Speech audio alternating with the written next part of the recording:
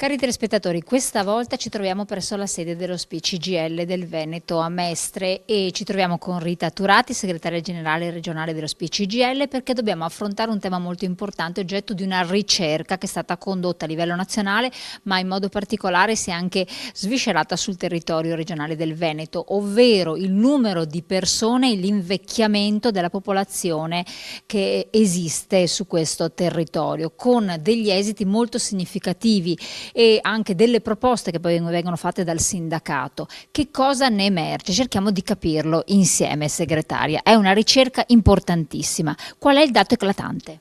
Il dato eclatante è che anche la regione del Veneto, che per tanti anni ha avuto un saldo demografico positivo, cioè le nascite erano superiori ai decessi e diciamo così l'invecchiamento della popolazione era un tasso che stava al di sotto della media nazionale, e invece adesso dalle analisi che abbiamo fatto mettendo assieme i dati Istat del Censis, mettendo assieme anche i dati dell'INPS ovviamente, abbiamo notato che nel giro di 10 anni l'invecchiamento ha subito una progressione importante, cioè il 20% in più di ultra 65 anni rispetto a 10 anni fa, e quindi la popolazione che ha oltre i 65 anni oggi in Veneto è il 22,8%, con appunto un aumento del 20%, con delle punte di accelerazione, che questo per esempio è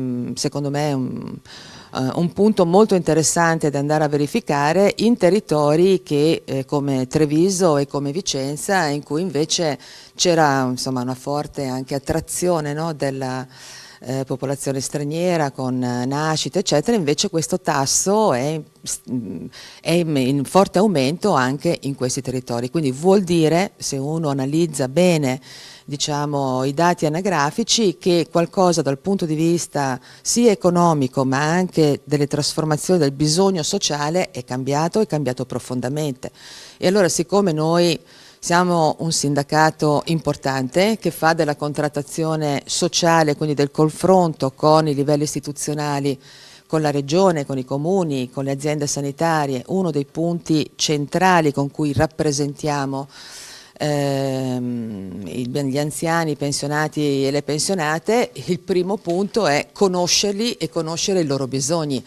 Quindi questa indagine, diciamo così, ci è servita proprio per queste ragioni, per impostare, diciamo così, delle rivendicazioni verso questa fetta così importante della popolazione, aggiornate ai dati nuovi che emergono.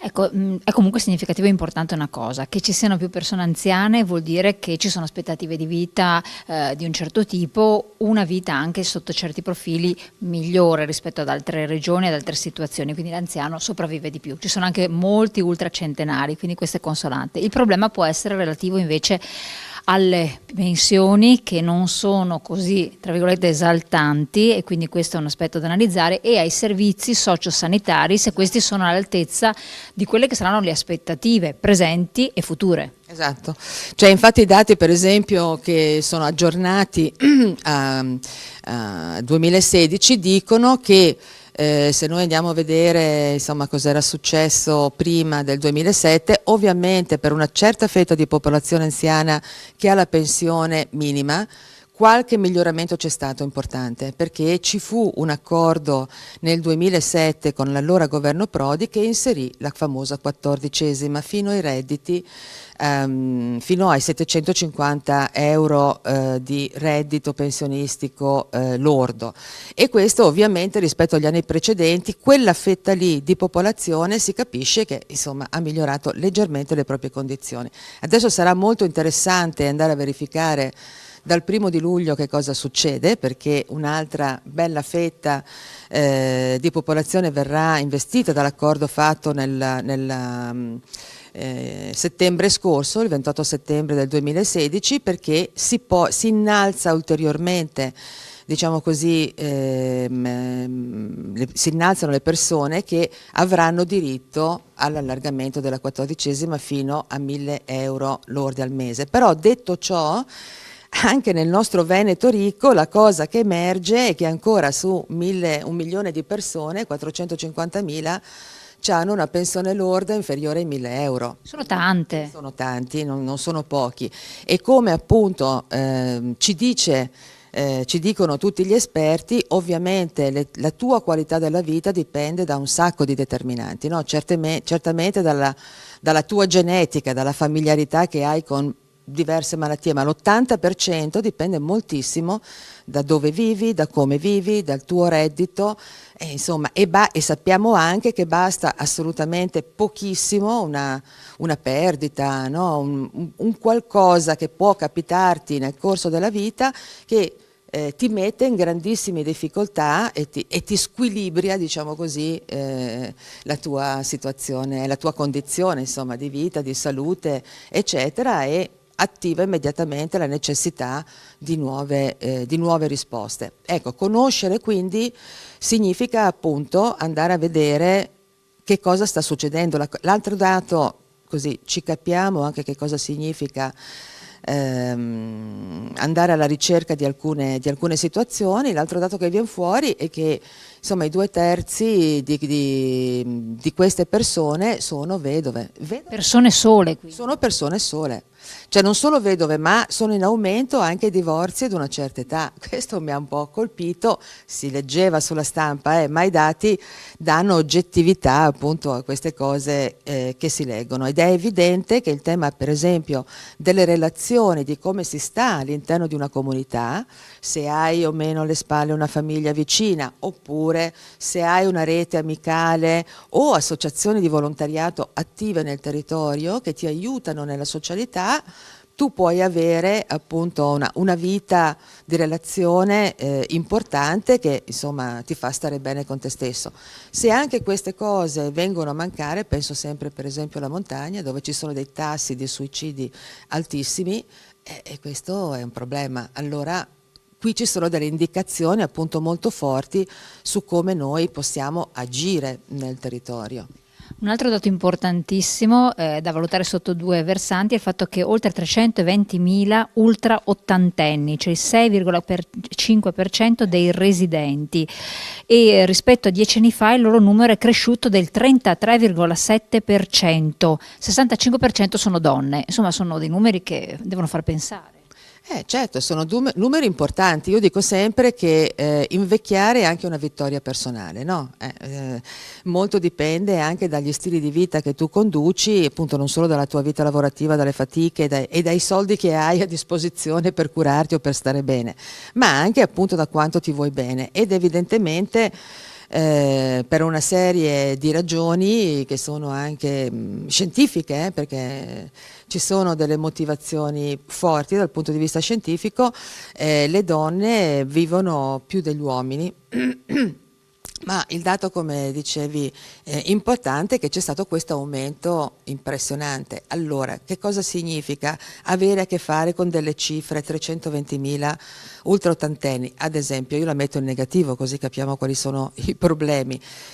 Dicevo, l'invecchiamento è una vittoria personale, ma è indubbio che porta con sé anche dei bisogni assistenziali, no? Perché la macchina invecchia e, come tutte le macchine vecchie, gli acciacchi, le polipatologie, le patologie croniche, no? Da un lato bisogna imparare a conviverci, ma poi ad un certo punto della vita non ce la fai più, per cui o è la famiglia che ti assiste o altrimenti hai una rete, come dicevo prima, non solo di relazioni, ma per esempio di servizi che ti assistono. Allora che cosa succede? Che a livello regionale noi abbiamo un sistema sociosanitario che offre alla popolazione anziana servizi importanti come l'assistenza domiciliare oppure le case di riposo, assolutamente importante, che è storica, abbastanza diffusa capillarmente, che però adesso soffre di problemi significativi, perché i tagli alla spesa sociale, i tagli alla spesa sanitaria,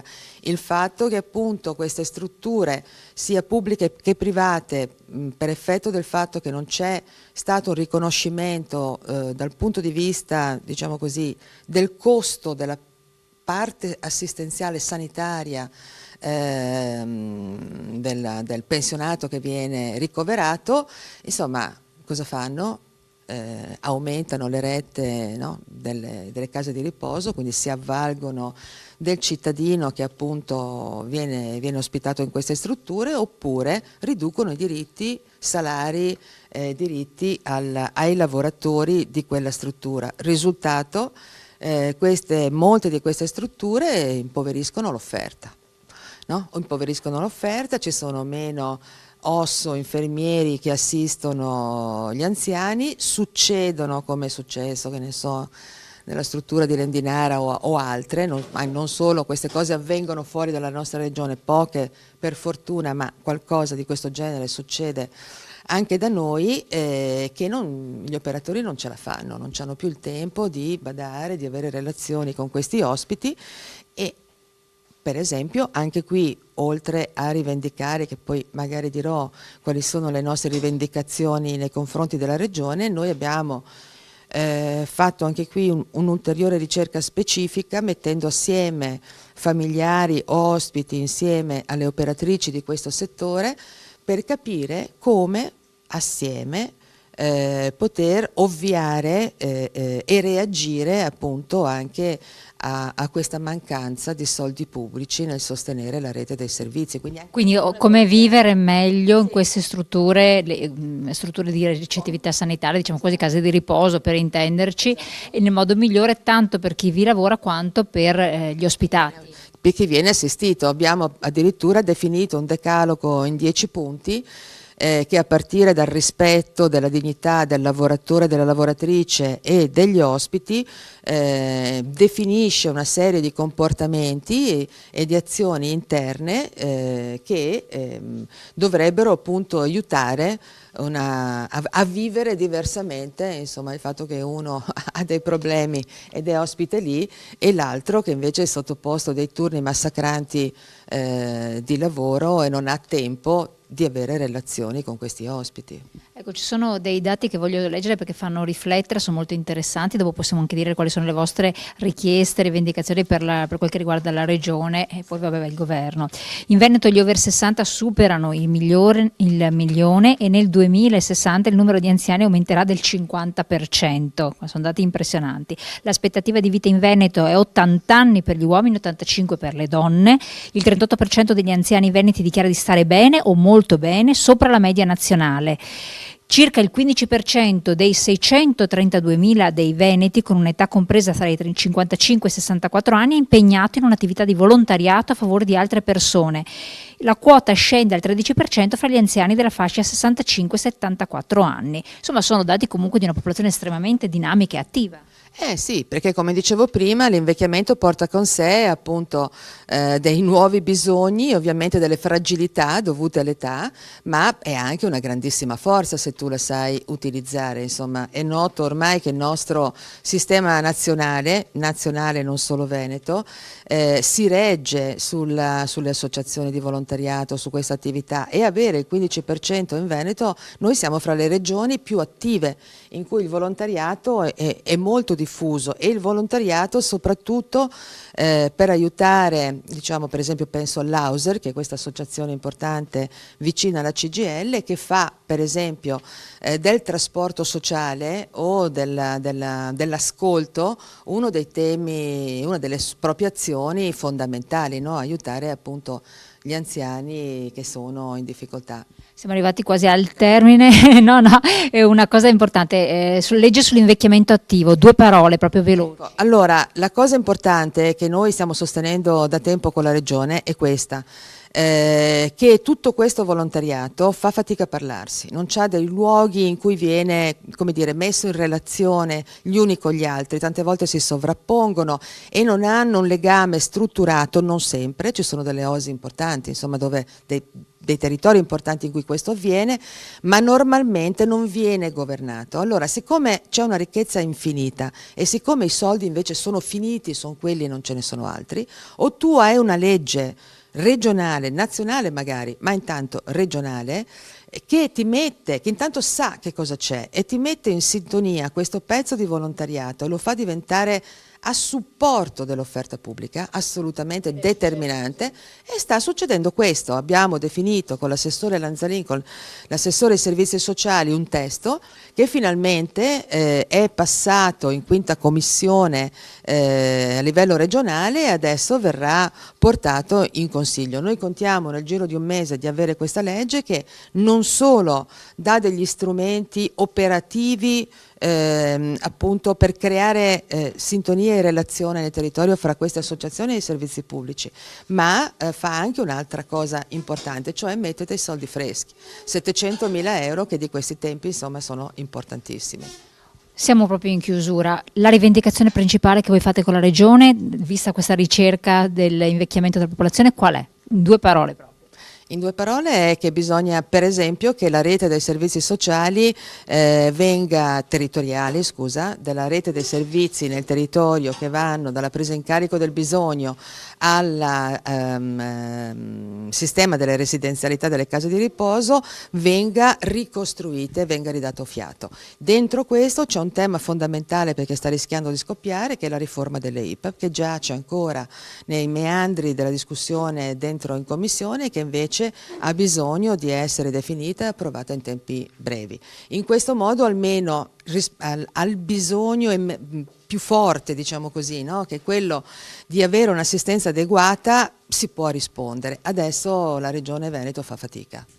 Grazie dell'intervento, l'approfondimento, insomma una ricerca dalle 1000 sfaccettature, veramente merita di essere approfondita, ne parleremo ancora. Io adesso vi lascio alla pubblicità e poi al nostro approfondimento di prima serata. Grazie.